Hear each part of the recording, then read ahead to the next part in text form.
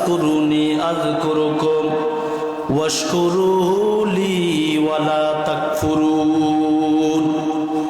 এ বান্দা, সকাল বিকাল সন্ধ্যা তুমি যেখানে যেতাই থাকো সাবধান, আমার আজরাইল কিন্তু তোমার কাছে উপস্থিত, সময় কিন্তু দ্রুত গতিতে এগিয়ে যাইতেছে। হঠাৎ করে বড়ই পাতা পড়বে, তোমার সময় আর তুমি পাইবা না।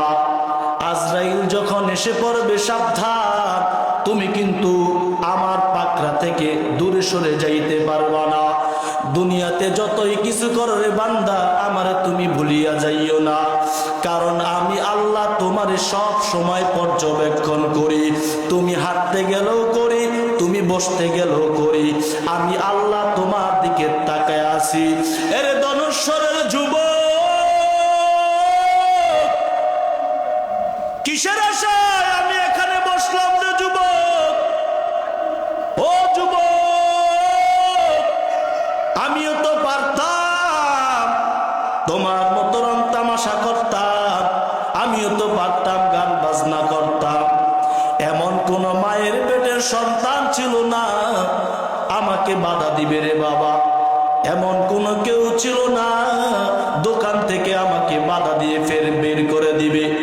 কিন্তু বাবা, আমি কেন গান শুনি না, আমি কেন রাস্তাঘাটে হাঁটি না, কেন মাহফিলের ময়দানে বসলাম? কারণটা কি রে বাবা, একটু বোঝার চেষ্টা করো। এর যুবকের দল, আমিও তো, আমার মাথা তো এত আউট হয়ে যায় নাই রে যুবক, আমিও তো পারতাম তোমার মতো সব কিছু করতাম। তোমার নারী দেখলে ভালো লাগে, আমার কি লাগেও না। তোমার যদি 5 গুণ লাগে, আমার আরো 10 গুণ লাগে, কারণ আমি মসজিদ সাইরিয়া কোথাও যাই নাই। তুমি মসজিদ সারিয়া বারিন্দায় যাও, রাস্তাঘাটে যাও, পার্কে যাও। তোমার যৌবনটা কি বেঁচে হয়ে গেল রে যুবক? না রে বাবা, না না। তোমার যদি 10 গুণ যৌবন হয়ে থাকে, আমার 20 গুণ যৌবন, কারণ তোমার যৌবন শেষ হয় রাস্তাঘাটে, আমার যৌবন শেষ হয় না। এর যুবক, এরপরও যৌবন ছাড়িয়া, এরপরও গান বাজনা ছাড়িয়া কেন এখানে আসলাম?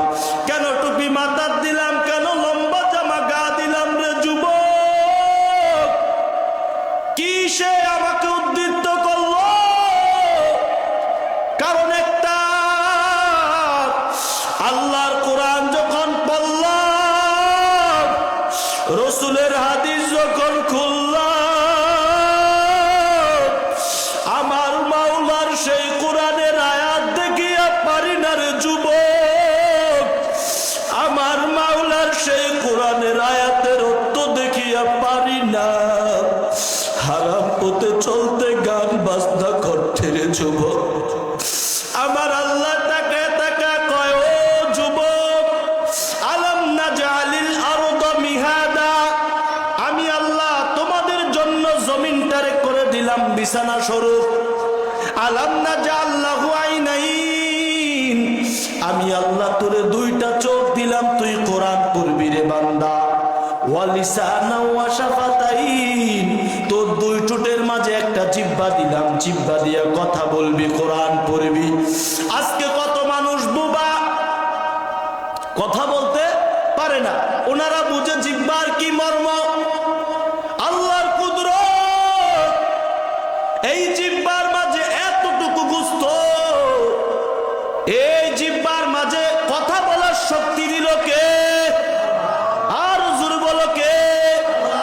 অথচ দরকার ছিল রানকে কথা বলা, কারণ রানের ভিতরে গোস্ত বেশি, কিন্তু আমার আল্লাহ রানকে বলেও নাই, এই রান তুই কথা বল।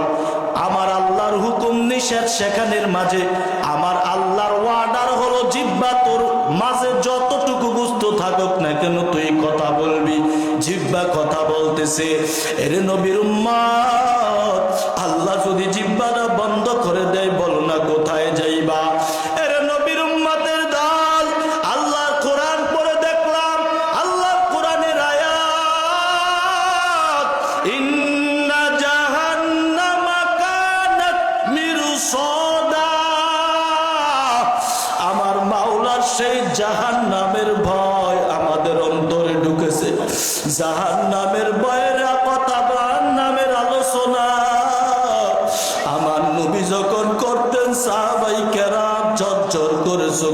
বাড়ি ছাড়তেন।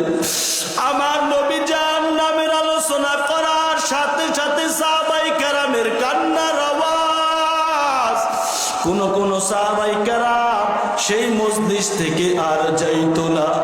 সাহাবায়ে কেরামের কান্না দেখিয়া আমার নবীও কান্না করে।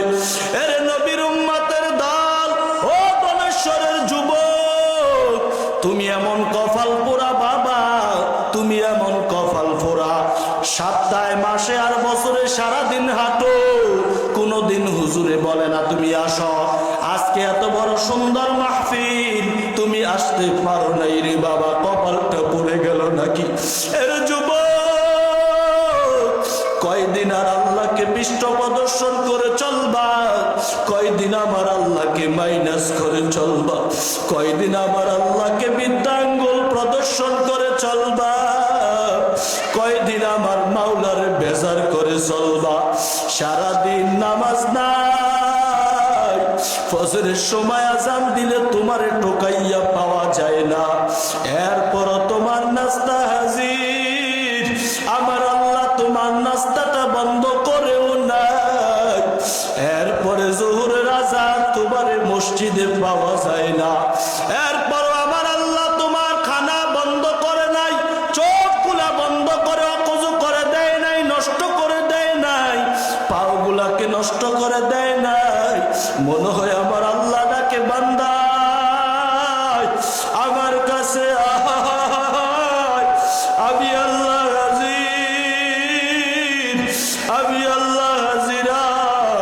ওরে বান্দা, যখন আসি আমি মাওলার কাছে তওবা করবা, তওবা তো নাসওয়া করার সঙ্গে সঙ্গে আমি আল্লাহ তোমার জিন্দেগির গুনাহগুলো ক্ষমা করে দিব। তো খুদাতা হাই কে দেনে কে লিয়ে ধর তেরি রহমত के हर दम है खोले, तो हो कादर है के जो चाहे करे, जिसको चाहे दे जिसे चाहे ना दे, हर गोरी देने के तू तैयार है, जो ना मांगे उससे तू बेजार है। আমার নবী বলেন, ওরে আমার উম্মত, সাবধান, শুনে নে, শুনে নে, শুনে নে। আমার আল্লাহর সেই জাহান্নামের আওয়াজ, আমার আল্লাহর সেই কহারিয়তের সিফাত দুনিয়া থাকতে মেফেরে। হযরত ওমর ইবনে খাত্তাব বলেন, সাবধান, ওরে নবীর উম্মত, সাবধান হয়ে যাও। তুমি মরার পরে কি হিসাব দিবা? মরার আগে হিসাব দাও। তুমি মরার আগে তোমার হিসাবটা মেপে নাও। তুমি মরার আগে তোমার আমলের হিসাবটা করে নাও। আজকে যদি বালিশের মাঝে মাথা লাগাইয়া তুমি কয়টা গুনাহ করছো এটার হিসাব করে, তাহলে কবরের হিসাব করার প্রয়োজন নাই। কবরে গেলে তোমার কি আর হিসাব হবে? দুনিয়াতে তুমি বেখেলিতে চলো। আমার নবী হাসরের ময়দানের কথা বর্ণনা করেন, হাসরের ময়দানটা হবে বড় ভয়াবহ। এরে নবীর উম্মতের দল, যারা নামাজ না পড়বে, যারা রোজা না রাখবে, যারা বেপরদায় চলবে, সাবধান, হাসরের ময়দানটা হবে ভয়াবহ তোমাদের জন্য। আমার আল্লাহ বলেন, ওরে আমার বান্দা, আমার দিকে ফিরে আয়। নবী বলেন, হাসরের ময়দানটা হবে হাসরের ময়দানটা হবে তামার জমিন। ওরে নবীর উম্মতের দল, সূর্য আসবে মাথার উপরে। সূর্য যখন মাথার উপরে এসে পড়বে, আল্লাহ বলবেন, সূর্য দুনিয়াতে কয়টা মুখ দিয়া তাপ মারছ? ওই সূর্য বলবে, আল্লাহ দুনিয়াতে আমি একটা মুখ দিয়া তাপ মারছি। কোথায় থেকে মারছ? অনেক দূর থেকে। আমার আল্লাহ বলবেন, ওরে সূর্য, আজকে তোমার 12টা মুখ দিয়া তাপ সারিয়া দাও। সূর্য যখন 12টা মুখ দিয়া তাপ সারিয়া দিবে, ওই গুনাহগার বান্দার ওই মাথা টাস টাস করে চিরে যাবে। ওই গুনাহগার বান্দার মাথাগুলো ফেটে ফেটে রক্ত বের হওয়া শুরু করবে। ওরে নবীর উম্মতের দল, এদিক দিয়ে আমার আল্লাহ ঘোষণা করবেন, ওয়ামতাজুল ইয়াউমা আইয়ুহা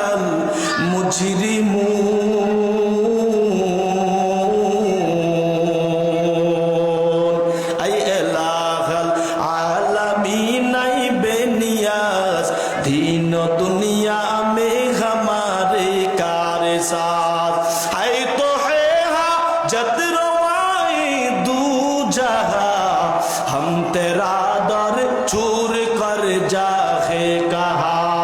ইমামে আজম আবু হানিফা রাহমাতুল্লাহি আলাইহি শীতের কনকনে রাতের মাঝে দাঁড়াইয়া এশারের নামাজের পরে ইমাম সাহেব শুধুমাত্র এই আয়াত পড়ে, ওয়ামতাজুল ইয়াউমা আইয়ুহাল মুজরিমুন, ওয়ামতাজুল ইয়াউমা আইয়ুহাল মুজরিমুন। ইমাম সাহেব বলেন অর্থ কি? ইমাম সাহেব বলেন আল্লাহ তাআলা হাসরের ময়দানে বলবেন, ও গুনাহগার বান্দা, তোমরা নাফরমান বান্দা, তোমরা এক সাইডে হয়ে যাও। যারা আলেম, যারা বুজুর্গ, যারা সম্মানিত, যারা নেককার, তারা ডান সাইডে চলে আসো, আর যারা বদকার তারা বাম সাইডে চলে আসো। ইমামে আজম আবু হানিফা রাহমাতুল্লাহি আলাইহি চোখের পানি আর কান্নার আওয়াজ, এনার একটাই কথা, আমি এত বড় ইমাম, সেই হাসরের ময়দানে কাজে লাগবে না। আমি এত বড় ইলমওয়ালা, হাসরের ময়দানে আমার কোনো কিছুই যায় আসে না। আল্লাহ যদি বলেন রে আবু হানিফা তোর আমল আমার কবুল হয় না, আল্লাহ যদি আমার উপর বেজার হইয়া আমাকে সেই গুনাহগারের সাথে দিয়ে দেয়, আমি আবু হানিফার কি হবে? এই জন্য আবু হানিফা রাহমাতুল্লাহি আলাইহি ওই এশারের নামাজ পড়ে একই আয়াত পড়িয়া আর গুনগুন গুনগুন করে চোখের পানি ফালায়। এর নবীর উম্মতের দল, ও ধনেশ্বরের মুসলমান ইমানদাররা, কি আমল করছ তুমি তোমার হিসাবটা করে নাও। যদি আমি আজকে মারা যাই, আমির আল্লাহ যদি ডাক দিয়া কয় রে রে সাত্তার, এ শাহজালাল এদিকে আয়, এ গফফার এদিকে আয়, তুমি এদিকে আসো আব্দুল গফফার, তোরে আমি 70টা বছর দিলাম, 60টা বছর দিলাম, এই 60-70 বছরে এমন কোন আমল আসেনি, তুই আমার সামনে পেশ কর। ওর নবীর উম্মত তুমি কি দিতে পারবা কিনা একটু ভালো করে মনোযোগ দিয়া একটু ধারণা করো। আমি এত বড়, আমি এত কিছু, আমি এত ছোট হইও আমি এই আমলের হিসাব আল্লাহর কাছে দিতে পারবো না। ওর নবীর উম্মত আমার আল্লাহকে ভয় করো, আমার আল্লাহকে ভয় করিয়া সামনে আগাও। এর নবীর উম্মতের দল ওই হাসরের ময়দানটা যখন তামা হয়ে যাবে, আমার আল্লাহ এই কখারিয়তের সিফত ধারণ করবে। আমার আল্লাহ যখন কখারিয়তের সিফত ধারণ করিয়া বলবে, কই রাজা ভাষারা কই, আয় আয় আমি আল্লাহ বিচার করব। আল্লাহর এই কখারিয়তের সামনে কেউ দাঁড়াতে পারবে না। নবীরা পর্যন্ত ইয়া নাফসি ইয়া নাফসি, নবীরা পর্যন্ত ইয়া নাফসি ইয়া নাফসি। খলিফাতুল মুসলিমিন আবু বকর কান্নার আওয়াজ, ওরে আবু বকর আপনি কেন এত বেশি কান্না করেন জানতে চাই। আপনি তো জান্নাতের সারদা, আপনি তো জান্নাতের সার্টিফিকেট পাইছেন, পাওয়ার পরও কেন আপনি এত বেশি বেশি কান্না করেন? আবু বকর বলে, ওরে নবী সাহাবীরা শুনে রাখো, আমার নবী আমাকে সার্টিফিকেট দিছে ঠিক, ওরে আমার নবী সাহাবীরা শুনে রাখো, ওই কবরকে আমি আবু বকর ভয় করি, হাসরের ময়দানকে আমি আবু বকর ভয় করি। ওরে আমার সাহাবীরা, আমি কাপড় ব্যবসা করি, আমি কাপড় নিয়ে হাঁটি। এক মহিলা এসে বলল, ওরে আবু বকর খলিফা আমাকে একটা কাপড় দেন। আমি আবু বকর ছাইয়া সুন্দর একটা তাকে কাপড় দিলাম। দেওয়ার পরে কিছুদিন পরে ওই মহিলাটা আসিয়া বললেন, ওরে আবু বকর কি কাপড় দিয়েছেন? এই কাপড় আমার কাছে মজা লাগে না, এই কাপড় আমার কাছে ভালো লাগে না, আপনার কাপড় আপনি নিয়ে নেন, আমার টাকা আমারে দিয়ে দেন। আবু বকর কান্না করে আর চোখের পানি। আবু বকর বলে, ওরে নবী সাহাবীরা, আমি আবু বকর এই আমল করি, আমি আবু বকর সার্টিফিকেট পাইলাম, হাসরের ময়দানে যখন আল্লাহর কাছে যাব, যাওয়ার পরে যদি আল্লাহ বলেন, এরে আবু বকর তুমি নেক আমল করেছ, তুমি 5 ওয়াক্ত নামাজ পড়েছ, তুমি রোজা রাখছো, তুমি হজ করছো, এরে আবু বকর তোমার হজ আমার কাছে মজা লাগে না, তোমার নামাজ আমার কাছে মজা লাগে না, তোমার দুরুদ আমার কাছে মজা লাগে না, তোমার আমল আমার কাছে মজা লাগে না। এরে আবু বকর তুমি তোমার আমল দিয়ে নাও আর আমার জান্নাত দিয়ে দাও। আমি আবু বকর কি করব? এই জন্য আমি কান্না করি। এর নবীর উম্মতের দল ওমর রাদিয়াল্লাহু তাআলা আনহু এত বেশি কান্না করেছেন, নবী বলেন ইবকু ফাইল্লাম তাবকু ফাতাবাকু, বেশি বেশি কান্না করো, বেশি বেশি কান্না করো, কান্না না আসলে কান্নার ভান করো, এরপরও যদি না আসে কান্না করিয়া করিয়া আমার মাওলার কাছে চাও। এর নবীর উম্মতের দল ও ধনেশ্বরের মুসলমান ভালো করে শুনে নাও, আজকে আমাদের অসুস্থ, আজকে আমাদের রোগ ব্যারাম যায় না, এদিক দিয়া রেন এদিক দিয়া আমাদের বিপদ যায় না। ওর নবীর উম্মত তোমার সেই কান্না কোথায়, তোমার সেই কান্না কোথায়? 2 রাকাত নামাজ পড়িয়া আমার মাওলার কাছে 2টা হাত উঠাইয়া আমার মাওলার কাছে কান্না করুরে বলো মালিক আয় আল্লাহ, আমার মতো পাপী কেউ নাই, আমার মতো গুনাহগার কেউ নাই। হযরত ওমর ইবনে খাত্তাব চোখের পানি আর কান্নার আওয়াজ, ওরে খলিফাতুল মুসলিমিন ওমর আপনি কেন কান্না করেন? ওমর বলেন এই প্রশ্নের উত্তর তোমাকে দিতে পারবো না। ঈদের দিন খলিফা নামাজ শেষ করিয়া তাড়াতাড়ি করে ঘরের মধ্যে গেলেন, ঘরের মধ্যে যাইয়া দুয়ার জাটা বাড়ি দিয়া ওমর কান্না করে আর আল্লাহর কাছে পানা চায়। ওমরের কান্না দেখিয়া সাহাবায়ে কেরাম ভয় পেয়ে গেলেন, বললেন ওরে সাহাবায়ে কেরাম তোমরা ঈদের নামাজ পড়িয়া ঈদের আনন্দ করো, আমি ওমর ঈদের আনন্দ করতে পারি না, কারণ আমি জাহান্নামের আগুনের কথা মনে পড়ে গেছে। আমি মনে করি যদি আল্লাহ হাসরের ময়দানে বলে সবাই জাহান্নামে যাও, আমি ওমর জান্নাতি, আর যদি আল্লাহ বলেন সবাই জান্নাতে যাও, একজন মাত্র জাহান্নামে যাও, তাহলে আমি ওমর জাহান্নামী। আমি এই কথা ভাবিয়া আমি ওমর সহ্য করতে পারি না। এর নবীর উম্মতের দল তুমি কি কাফের হইয়া কবরে যাইতে চাও নাকি নবীর উম্মত হইয়া কবরে যাইতে চাও?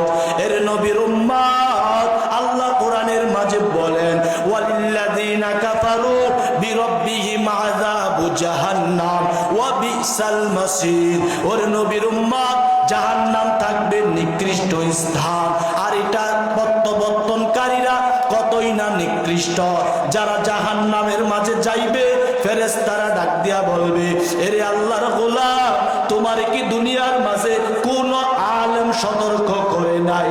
তুমি কেন জাহান্নামের মাঝে আসছো?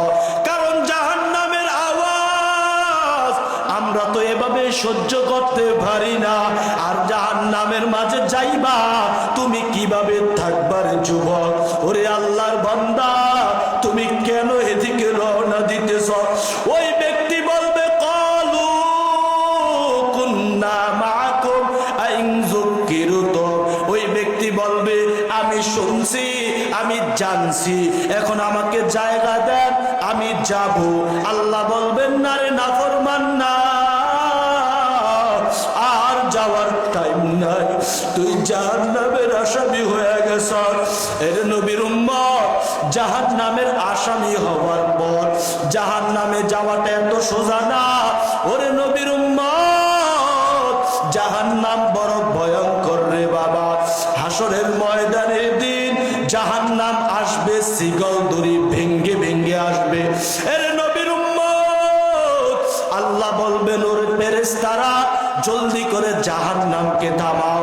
ফেরেশতারা যাইয়া 70,000 শিকল লাগাইবেন জাহান্নামকে, জাহান্নামের স্থানে নিতে চাইবে, কিন্তু জাহান্নামকে জাহান্নামের স্থানে নেওয়া যায় না।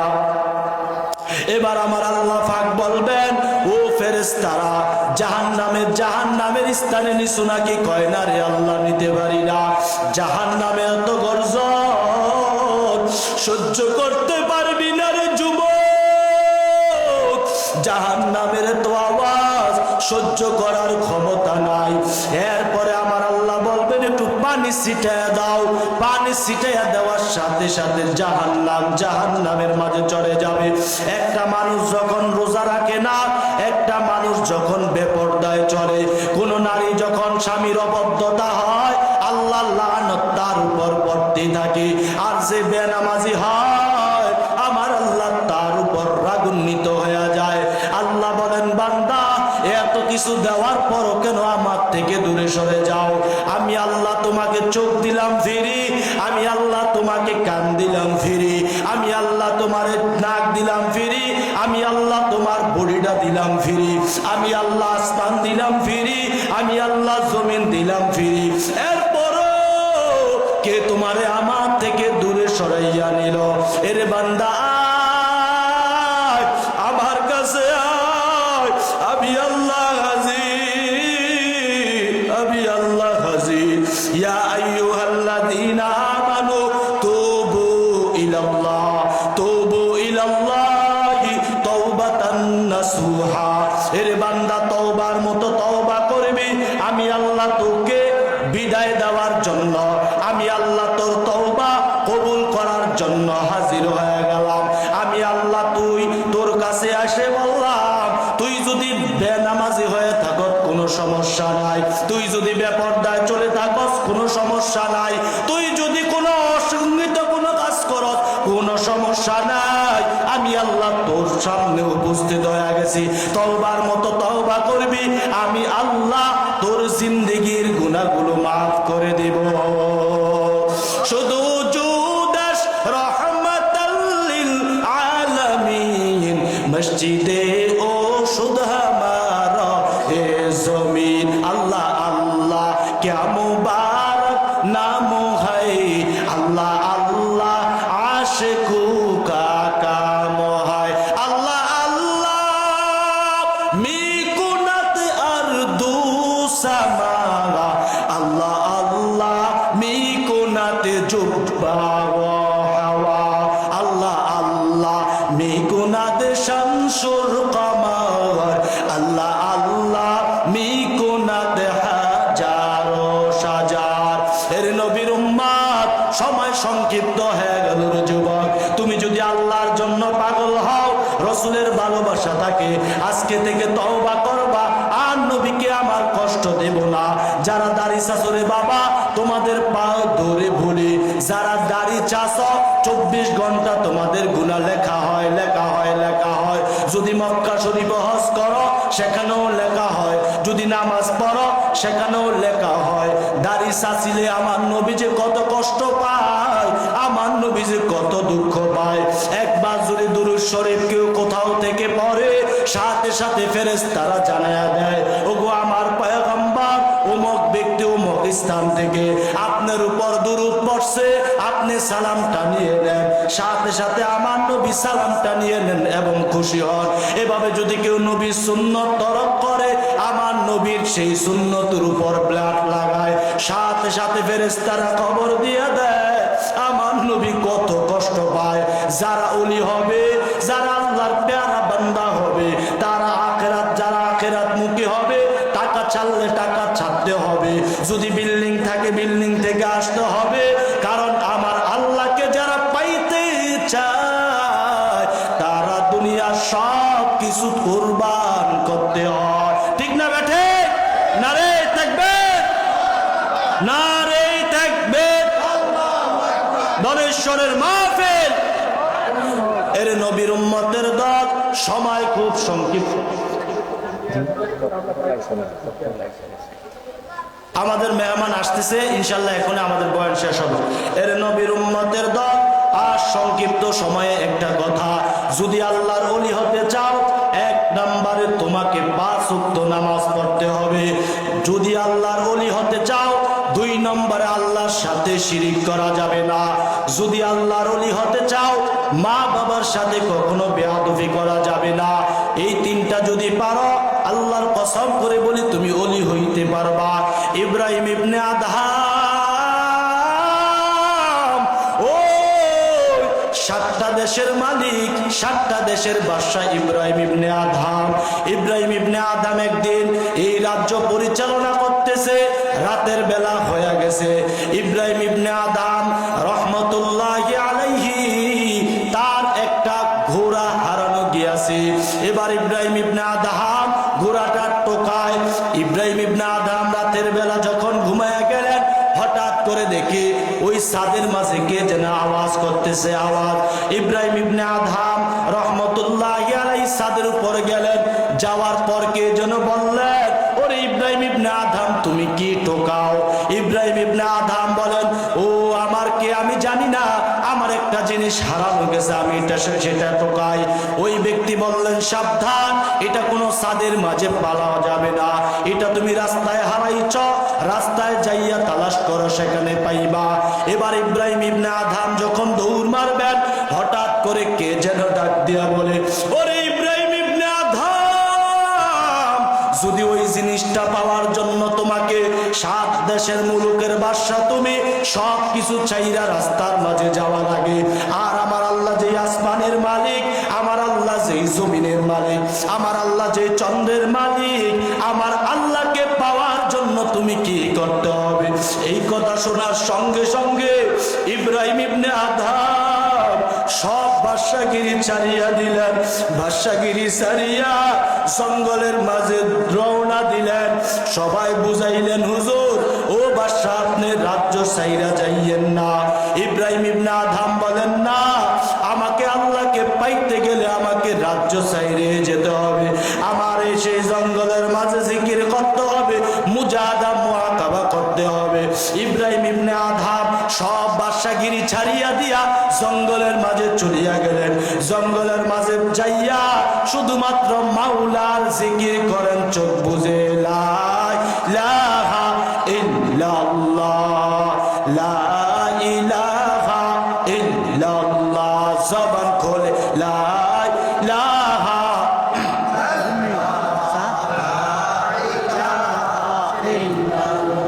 লা ইলাহা ইল্লাল্লাহ, লা ইলাহা ইল্লাল্লাহ, লা ইলাহা ইল্লাল্লাহ, লা ইলাহা ইল্লাল্লাহ, লা ইলাহা ইল্লাল্লাহ।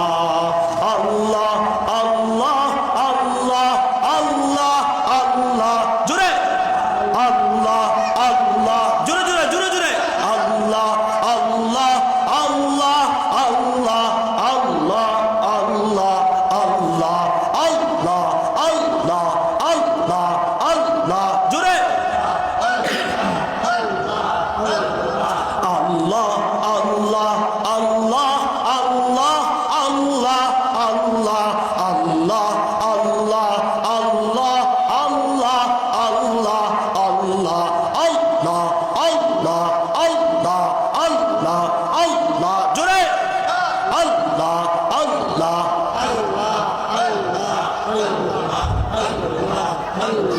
ইব্রাহিম ইবনে আদহামের কাছে তার মন্ত্রী এমপি সব আসলেন।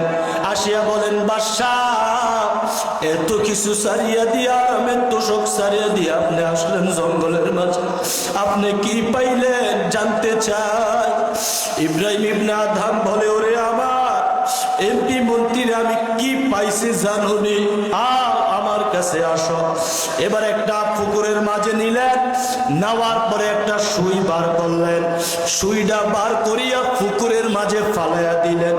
পুকুরের মাঝে ফালাইতে দেরি ইব্রাহিম ইবনে আদহাম ডাক দিয়া বলে, ও পুকুরের মাছ,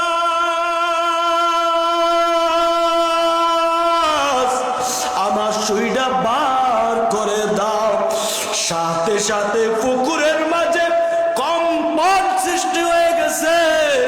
সবগুলা মাছ লাফাইতে লাফাইতে সুইটা বার করিয়া মুখটা দিয়ে আনিয়া ইব্রাহিম ইবনে আদহামের কাছে দিয়া দিলেন। এবার বললেন, দেখছো আমি বাদশাগিরি সারিয়া কি পাইছি। ইমামে আজম আবু হানিফা বলেন, ফালাহুল মাওলা ওয়ালাহুল কুল, যেই ব্যক্তি আল্লাহকে পাইল দুনিয়ার সব কিছু সে পাইল। যেই ব্যক্তি আল্লাহকে পাইল দুনিয়ার সব কিছু সে পাইল। মন্ত্রী বলেন, ওরে বাদশাহ, তোমার আর চাকরি আমি করব না, কারণ আমি এমন মাওলাকে পেয়েছি যেই মাওলা আমার মায়ার মাওলা, যেই মাওলা আমার দয়ার মাওলা।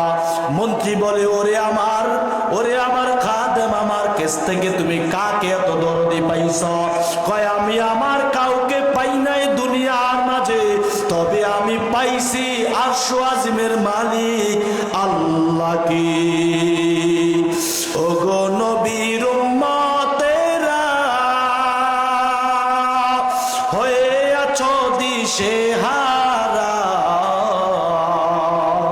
কোরআন হাদিস ছেড়ে চলো যখন যেথায় চায় মনে, নবী বিনে কে দাঁড়াবে ফুলসিরাত মিজানে, নবী বিনে কে দাঁড়াবে ফুলসিরাত মিজানে। চলো চলো চলো মুমিন চলো নবীর সন্ধানে, নবী বিনে কে দাঁড়াবে ফুলসিরাত মিজানে। এমন নবী আমার তোমার, ওরে পিতা মাতা নাই যে